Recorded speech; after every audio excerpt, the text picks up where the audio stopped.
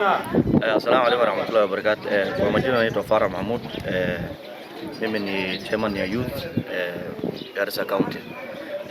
Nataka hapa kupongeza Waziri Aden Barre Duale kufanya bidii ili health ambaye imekufa kwa zamani, because since waziri wawili wenye walikuwa hapo hakuna kitu ilikuwa inatendeka.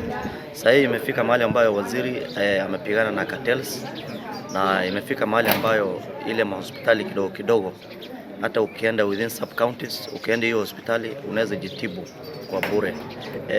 Sijawahi ona mahali ambayo unalipa pesa 400 then inafika mahali unajitibu na hiyo 400 yako. Serikali, I think they are putting a lot of effort in health sector, and I think we'll appreciate President William Ruto the support that is giving Waziri Aden Barre Duale. I think without the support of the president, nobody can fight with cartels. Tunapongeza Waziri Aden Barre Duale aendelee na hiyo kazi yenye anafanya, na sisi tutasimama na yeye, na ikifika kwa ile wakati wa kupigana na cartels, hiyo haina ukabila. I think mliona ile hospitali yenye alifunga, even Garissa we have 3 hospitals yenye ilifungwa. So waziri, he doesn't care about your tribe, he doesn't care about whether you are his brother. Kama unataka kuleta mambo ambaye haitakikani, he will fight with you, na sisi tutasimama na yeye nyuma na mbele, na tuko tayari kulinda yeye. Kama ni mambo na hii mambo ya kuiba, hii ukora ya kuiba pesa ya serikali without anything yenye utafanya, then waziri, you have the right to close every hospital.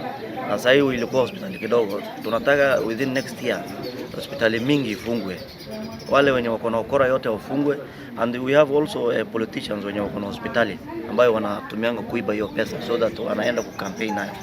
Hiyo pigana na hao watu, mambo ya Sifuna isikutishe. Serikali yote iko nyuma yako, wananchi wako nyuma yako, na tutazidi kusimama na nashukuru. Assalamu alaikum. Kwa majina naitwa Abdullahi Abdi, one of the youth leaders in Garissa County. Leo nataka kuhakikisha hapa kwa wenyeji wa Garissa ya kwamba SHA inafanya kazi.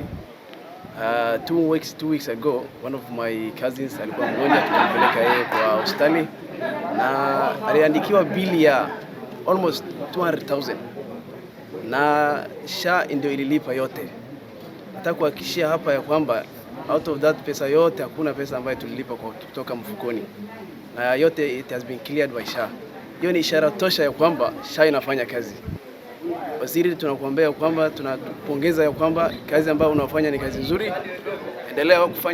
Endelea kufanya kazi wananchi, na SHA inafanya hapa Garissa. Asante sana waziri.